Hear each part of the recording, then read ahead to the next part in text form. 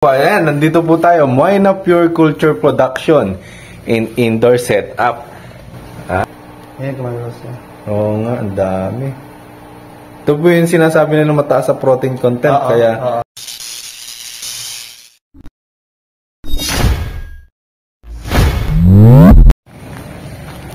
Ayan, good morning po. Ayan, dito po ulit tayo ngayon sa Muñoz. Dito tayo sa BIFAR. So mag-a-attend po tayo uli ngayon ng seminar tungkol naman sa Moina.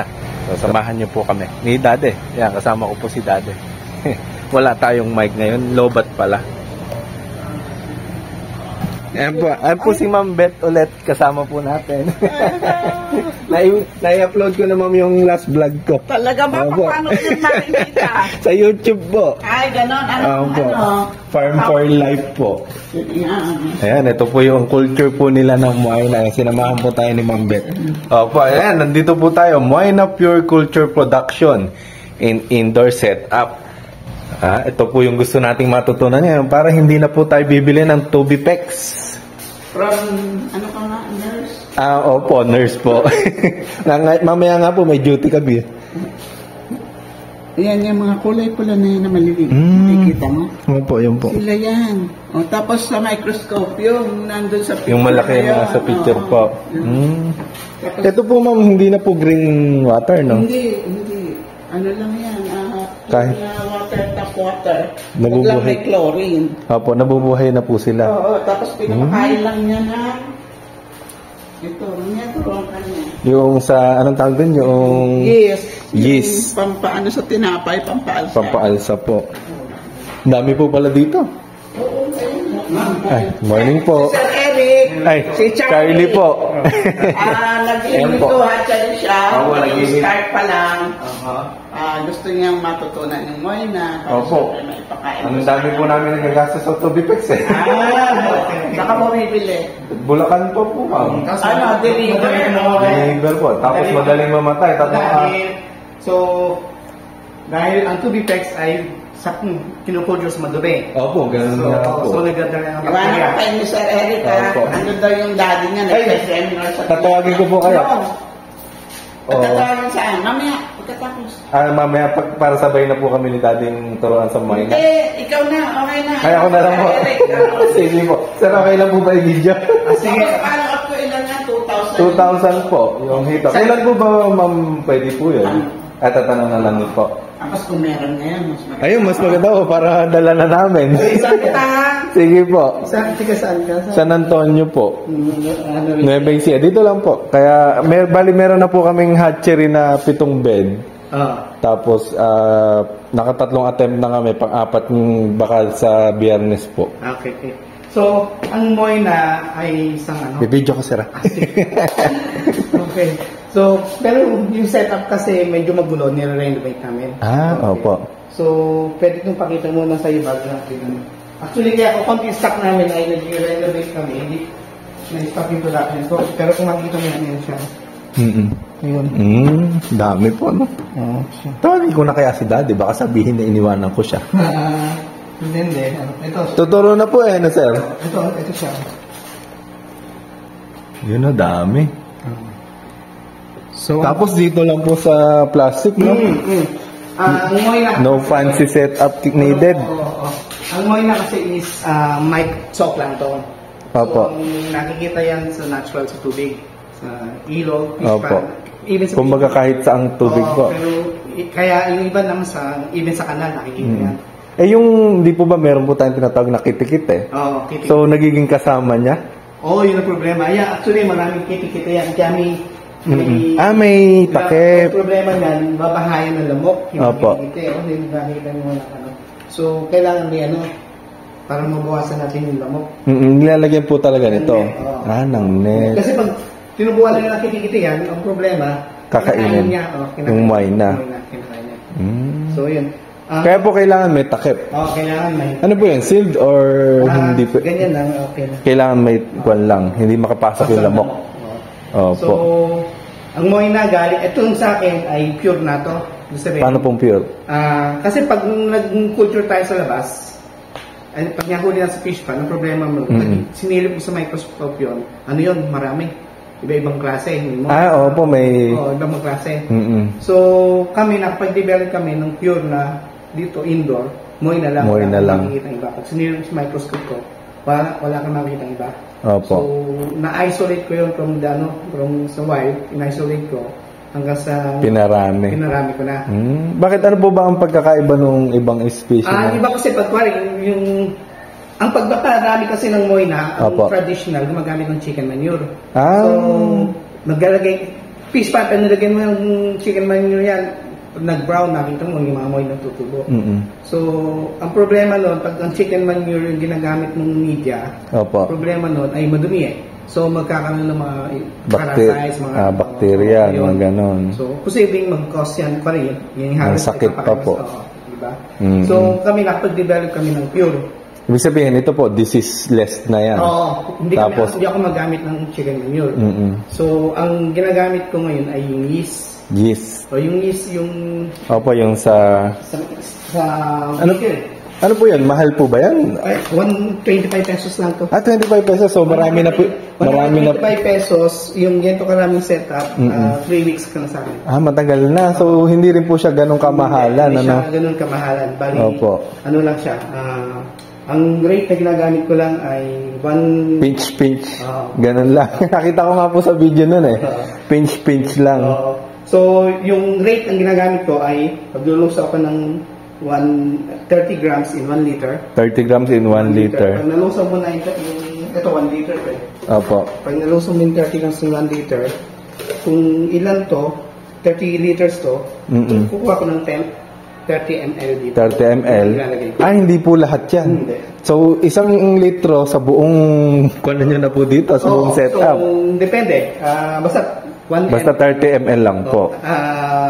1 ml per liter na ito. Opo. So, naglusaw ako ng 30 grams per liter. Yung pinaglusawan ko, yung pinaka-solution ko, kukuha lang doon ng 1 ml per liter naman. So, 200 liter. Ilan po ito?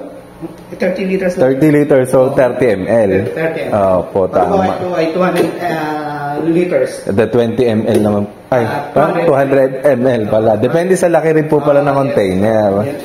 Pero yung population po nila dyan, kahit gaano po sila karami, ganun pa rin po yung... Ang harvest niya ay every 6 days. 6 days po. Every 4 to 6 days. Depende sa population niya. Paano po kung kunyari, time na po ng pagpapakain namin ng hito? Yun ang mangyari ka. Meron kang programming. Kagaya niyan. Opo. Gusto mo lang. Ito, wala pa itong laman kasi minamodify yung setup eh. Oo nga po eh. Hindi kaya magulo. Opo. Ito, kailangan mo nang mag-harvest one day. Meron kang, ito, pang one day, Monday, Tuesday. So, i-harvest lahat yan, hindi na yung konti-konti lang. Oo, hindi ka maglalagay ka hindi sabay-sabay. Opo. Para meron kang harvest na every other day may harvest ka. Sir, paano ba naman po kung kunyari isang ganito, ilang hito ang kayang kumain man? Yun ay, ang meron kaming study na nagawa na. Opo. Yung 1 hito, kaya niya kumain ng 80 to 100 na wine na per day. Opo. Ilan po ba nagiging pieces per ganyan? 30 liters? Ano ba? Ito magaya 30 liters. Kaya na mag-produce per liter, kaya na mag-produce ng 1,000 moy na per liter. So kaya na to sa isang 100 ba? Oo. Parang ganun? So, yung 1,000 times 30 mo, Opo. so meron kang 30,000. Tama, meron kang 30,000. Yung laman po ng isa ng ganito, 30,000 pieces. Grabe. So, ganyan, no? Opo. Ano ba yan? Lumalaki pa po ba yan? Ito na yung talaga. Ito na yung pinaka-size niya. Ayan, kumalos siya. Oo nga, ang dami. Ito po yung sinasabi na mataas sa protein content. Kaya bagay na bagay pamalit dun sa Artemia. Artemia, mahal din po eh. Kaya nga sabi ko, maganda ka akong pag-aralan yung tungkol dun sa muay na. Cost efficient na, tapos ang bilis pa pong magparami. Ano po? Simple lang siya. Simple lang. Sir, paano po yan? Kunyari ako, magsisimula po ako mag-alaga. Kukuha po ako yung starter. Tapos, 30 liters na tubig? Pwede ka lang dito mag-start sa ganyan. Or, meron po kasi kami doon 3 swimming pool na malaki, na 4x8. Gano'n na tarapal. Okay, tarapal. 4x8. Gano'ng height niya? 3 feet din po. 3 feet. So, ganyan. Opo. Ang idea kasi sa Moyna, huwag kang tataas ng lalim sa 1 feet. 50 cm. 15 centimeter lang po. Huwag kang mas malalim doon. So, mababaw lang. Tapos, tatakpan po namin ng kulambo. Para huwag, ito, kagaya ng may kulambo na ito, napapasok ka ng lamok. So, kailangan binubugaw lagi. O kaya, lagyan ng katol. Hindi, meron kami citronella. Lalagyan pala ng sa ibabaw. Oo. Marami po kami citronella Yun. So, yun. Kung nakita nyo, ay nagpabago ako lahat ng setup. Ito, mga fiber na po ito, no? Rubberized. Rubberized pala. So, ito ang magandang setup para po? Sa production, maganda ito. Kasi yung size niya, tama-tama. Anong size po yan, sir? 200 liters capacity. 200 liters. Magkano po ba isang ganito kaya? Doon sa mga bilihan ng bilihan, opo. Nakikita mo sa mga highway, 1,500. 1,500. Medyo may kamahalan pala, no? Meron, mas mura to opo, nasa 150 ata, 200. Sa 300 ata. Meron po kasi kami yung kulay blue drum, hinahati namin. 1,500 yun ang isa Meron po akong 1,000 lang So kapag natin sa gitna, dalawa na yun. Pwede rin po doon. Ano? Diyan lang po sa Cabanatuan. Sabi mo sa akin, pagka sir gusto mo. Tanong ako doon, 1,500. Meron po akong kakilala, talagang mabait. Mabait po siya. So, hindi yan mga idea, lalo yung team mo. Opo. So, sir, ganun po ang gagawin namin. Kunyari, bibigyan po kami ng starter. So, mas maganda po pala, ilang starter po ba bibigay sa amin? Usually, sa battle, so more than 1,000. Opo. Pwedeng mga 2, 3 batch na gano'n. Para yung isa maglalagay ako dito, yung isa maglalagay na ako sa tarapal. Tapos para po kung ano. Sige, okay naman siya. So yung narinig yung napanood ko po sir sa video na may green water, necessary pa ba 'yan? Pwede naman 'yun sa green water. Sa labas 'yun. Kaso sa labas kasi pag magi-green ng tubig pag may sunlight. So maglalagay ka ng mga fertilizer, yung ginagamit sa bukid. Meron po kasi kami doon yung pan. Naka-circular pan po kami. May hito na po yun. So, green water na siya. Pwede po ba yan? Pwede siya, kaya lang salain yun dahil sigurado yun, may mga ibang ano rin yun. Pero pwede naman siya for mass production na.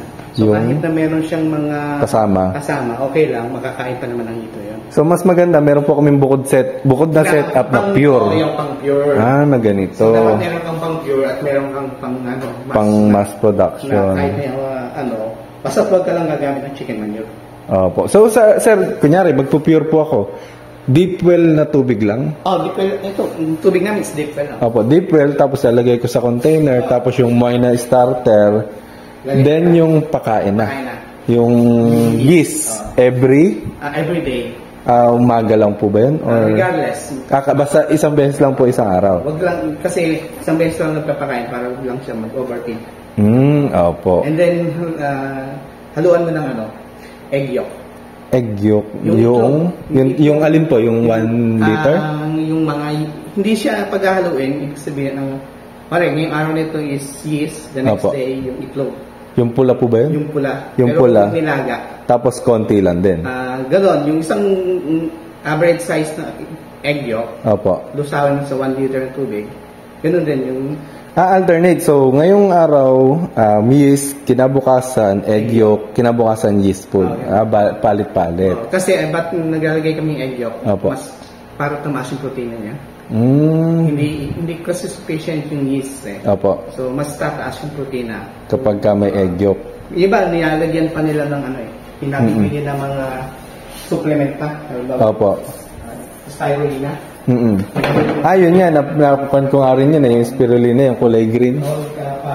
Opo. Yun ay green water from the green water yun So, parang hinarvest po nila tapos ginawang powder. Opo. So, gano'n.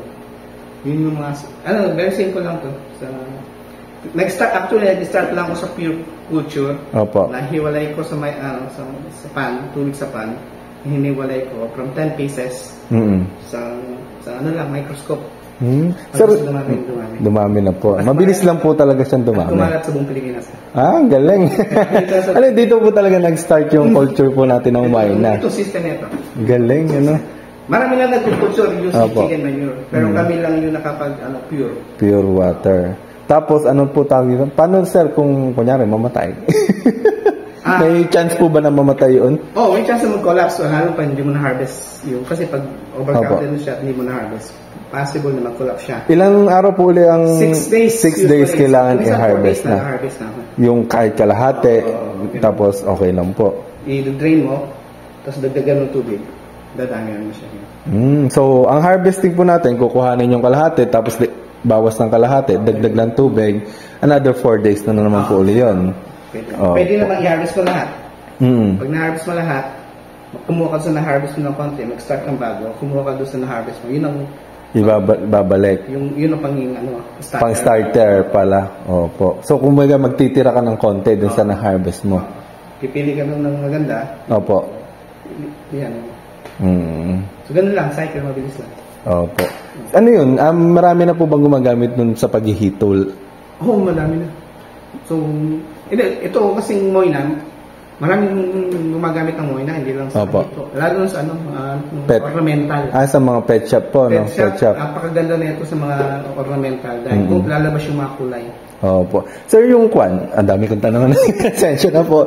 Yung kasi meron pong nagbebenta sa page yung mga DAP niya. Ano po pagkakaiba nila doon? Ang DAP niya is malalaki kaysa sa Moyna. Opo. Pero kumisan yung nahuhuli nila sa kanal, kinukuha nila gano'n. Tinatawag nilang DAP na Moyna yun. So, ngayon nga po sa YouTube, DAP niya, Moyna DAP niya. Ba't ako? Nagkakamali. Pero actually, ang DAP niya is mas malalaki sa Moyna. Opo. So, hindi sila Moyna. DAP niya siya. Depende kung ano yung na-harvest nila. Pero mostly, pag nasa kanal, Moyna yun. Moyna. Opo. So, pwede sa marumi, pwede rin sa malinis. Ang problema nga lang, yung mga kinukultus, yung nahuli sa kanal. Opo. Alam mo na, galing sa kanal. Yun nga, madumi ng konti. So, dito malinis at yun sa atin. Opo. At ito, control mo. Hindi mo kailangan ng aeration. Hindi mo kailangan ng... Kahit nga nasa labas lang, basta may cover lang siya. Opo. Pwede po nasa sikat ng araw. Hindi, kailangan may cover talaga. Cover po talaga. Hindi po pwedeng maarawan. Hindi siya pwedeng may direct sunlight. So, kung may bodega po kami, doon na lang sa may bubong. Tapos, papasok ko yung tarapal namin. Doon ako magkukulture. Pwede naman sa labas, lagyan nun lang ng takip. Opo. Kailangan nyo hindi makakapasok yung lamok. Yes. Ayan. So, ito po yung setup nila, sir, ng Moyna. Yan, sabi sa akin siguro yung dali, naku, hindi mo ako sinama. Okay na po, sir. So, bali ganun po, bibigyan na po kami ng starter. Mag-request lang kami. Opo. Sige po. Maraming salamat, sir. Ay, sinara. Sa San Antonio, Nueva Ecija po. Napapanood nyo to, sir, sa YouTube ko, Farm for Life. Vlogger ka pala?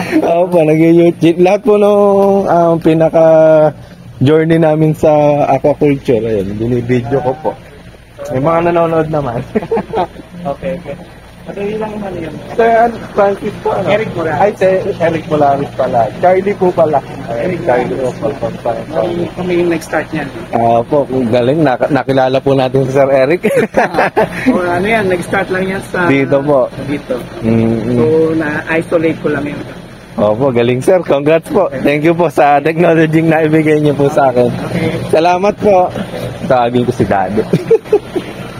Thank you. Ayan. So, hindi na natin naisama si Daddy. Mabilisan eh. Medyo busy sila. Basta pa ulit tayo sa hindi na. Ma'am, yung... Ay, may bago po. Opo, yung sa hatchery po. Sige, titignan po namin. Sa unahan sa kayo ni Laika, sakay nyo na lang po para maikot kayo dun sa... Ma'am, saan po makukuha yung starter namin na Moyna? Ay, kay Sir Eric! Ay, saan po kaya? Umalis ko agad, nagmamadali. Kasi nga Yun nga, busy po.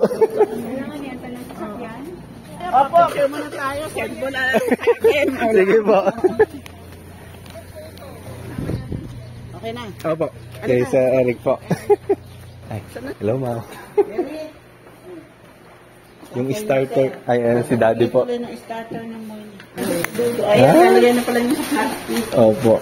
Tignan mo rin doon, sa ano, sa dulo, nasa gitna lang siya, concrete. Yung bilog po. Oo. Yun yung outdoor naman. Outdoor na. Yun sir, yung nilalagyan ng tayo ng manok. Or pwede mo gamitin sa green water. Bigyan ko kayo. Sige po. Sige ma'am, babalik po kami. Sige po. Ibig sabihin, yung tayo ng manok, sir, kailan pala binibigay Huwag yan? niyo ba kayo maggamit ng kain? Wag na lang. Mas maganda yung pure na lang, ano? Sige po. Ano yung... Kano pa, sir, pagka outside? Carries yata yung... Yung 25 pesos lang daw pala yun. Gagamitin na ng 3 weeks. Ay, 125. 3 weeks na sa buong setup ni Sir Samuel. Whole process kasing using chicken manure. Opo. So, gaya ng sinabi ko na huwag na kayo ng chicken manure dahil madumi. Dahil madumi na rin. So, ibig sabihin, hindi na po advisable yung outside setup na yon. Yung outside setup, magpapag-green water ka. Magpapag-green water. Yung kukunin po dun sa hito namin, lalagay doon. Pwede. Tapos, ilalagay yung wine na. Kaysa mag-chicken manure. Pero, papakainin pa rin po yun, sir. Pag green water, hindi mo na kailangan. No need na pagpakain pagka green water. Pag nawala na yung green, ibig sabihin kinulang sa pagkain, maglagay ka ng yeast. Sir, paano kung ganito, may green water ako, hindi na ako magpapakain ng yeast? At saka, Indoor, kailangan maglagay ka ng yeast kasi hindi siya, yung green water, mamamatay ka agad yung... Kung outdoor. Outdoor, okay lang. Sige po. Bagay, nabibidyo ko naman. Kung natatandaan eh. Pero yung mga one lang daw po yan, pure water. Yan, ganyan lang set up nila. 50% na green water. Kaya yung iba, yung pinaliwanag sa akin, sir, pure deep well lang. Deep well lang. Wala nang inihahalong green water. Opo. Pag-indoor. Pagka indoor. Pero pwede rin daw yung green water. Yan. Kukuha po kami ng starter ng wine na. Ito kasi ay napasok ng lamok. Napasok kasi ng lamok eh. So, ito yung mga malalaki na to. Yun po yung sa lamok. Ito siya yung red siya. Pino. So, ang gagawin po namin, konti na lang bibili namin Tubifex. Pagka naparami namin yan. Thank you, ma'am. Pagka naparami... Hindi na kami gumamit ng Tubifex. Kami bumibili. Sa Bulacan po. Magkano per kilo? 100 po per supot, per tabo. Per tabo. Per tabo. 1 lang naman. Yun nga po eh. Yung 2 araw lang 2 bed lang pinakain namin ubos ka agad. Ito kasi na naka 4 na bagong Disposal na po. Kaya pangit yung stock.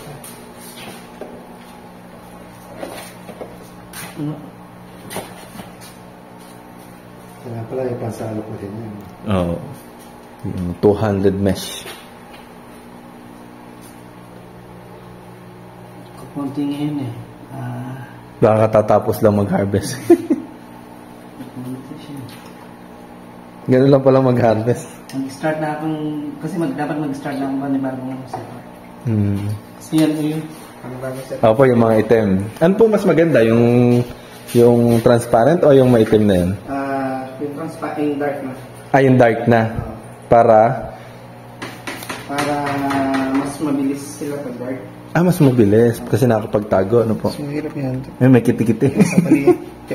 Pipilihan na lang.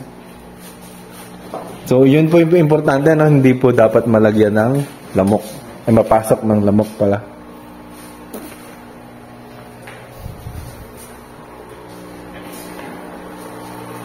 May isda rin po dito. Ito po, muay na ipakain dito. So, lumalaki. Yan, mga karaniwan po pala nila, puro pet fish ang Kahit na hindi mag-green water. Kahit hindi green water, mas madaling mas madaling control pag yung... kaya po hindi nag-green water. Tama. So, ang na lang ay mag-ano kayo, Yung pang-green water kasi pang-mass production yun. Opo. Na wala kang problema kung kahit na... Kung ano yung sumama. Oo. Opo.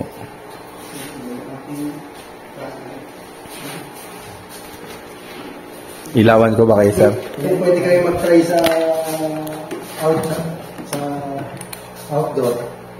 Tapos meron pa indoor. Oo, yung indoor nyo kasi para pang-maintain nyo ng Pure culture. Para yung walang kasama. Yung outdoor, yung ng consumption. Parang siphon. Oo, sir. Parang... Yung mismong wine na po ang sinasiphon. Galing. Sa ibabaw lang kasi sila. Hindi po sila pumupunta sa ilalim. Pag kinatay natin yung ilaw, mapupunta sila sa ilalim. Halimbawa, ang nilalagyan ako ng porbali na tarapal. Ano pa natin kailangan tubig naman? Huwag kayong susobra sa half meter. Half liter. Huwag kayong susobra doon. Parang kung pala, sir, pang asola setup. Parang ganon. May asola kaming ganon eh. O pwedeng bumaba sa half meter o tataas. Yes. Pwedeng bumaba sa half meter, wag tataas. Yan nasa wala kang tubig.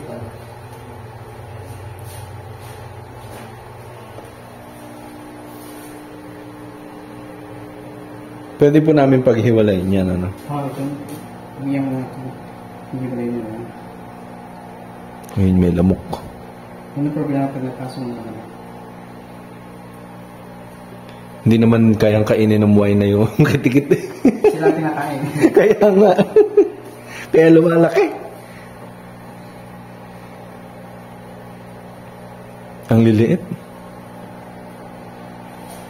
Pero pagka tinignan sa microscope, makabili nga ng microscope na yung ang tawag doon, yung handy. Pero kung nabibili yung ganyan lang kaliit, tapos lalagay sa cellphone, microscope.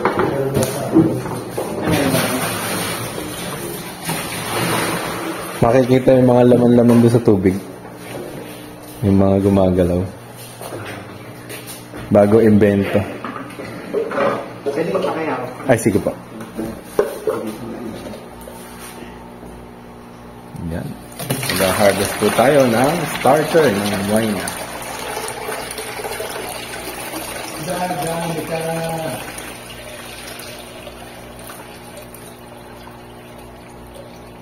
Matulad tayo sa Ito siya. Wow, ang dami. Pulang-pula. Nilagay natin dito. Nag-iwalay na.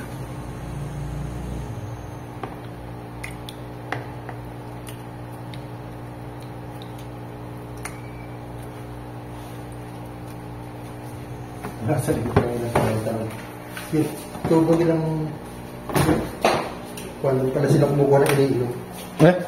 Tubo lang? Yung nakabili na sa loob mismo, nasa gilid mismo ng piston. Kaya lang, bukal siya. Bukal po. Hindi natutuyuan. Ito, tanggalin mo natin yung mga. Ayun. Ganun lang pala yung pagtatanggal. Nihigop nung...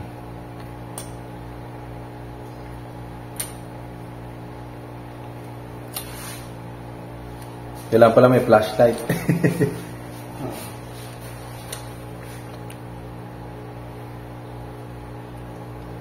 Yan, pure wine na. Mga cellphone, may flashlight na. Oo nga pala.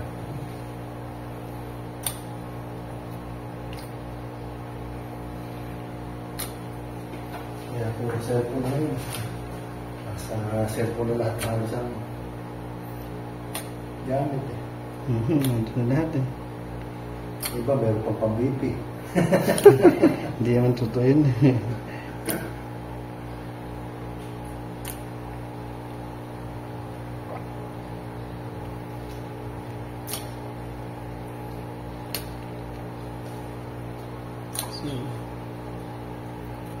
Pagka nagpunta sila Ma'am Beth sa fish pan natin, makapagparami na tayo niyan. So, ito siya. Oo.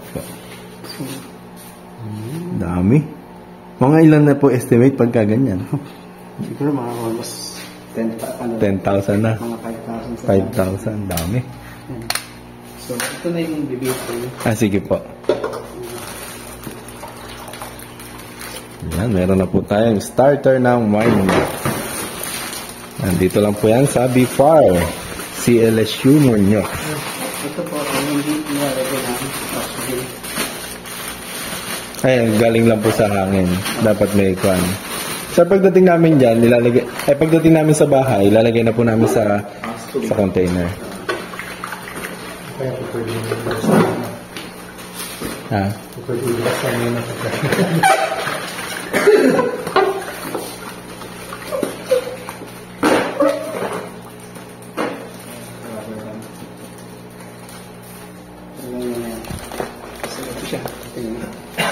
Oo nga po.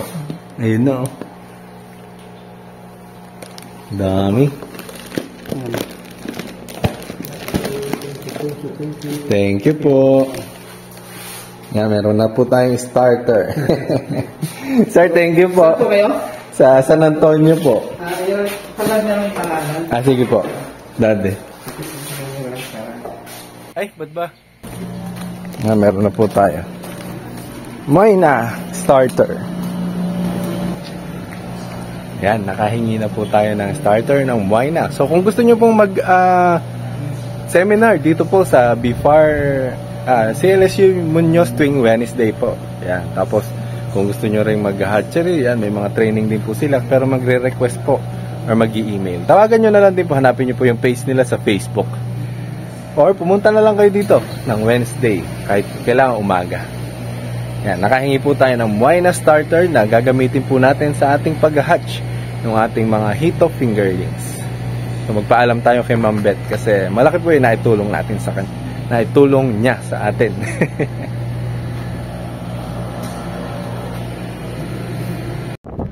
Yan, pauwi na po ulit tayo. Ayun sila, sir. Ay, nakakuha po kayo? Ng Moyna?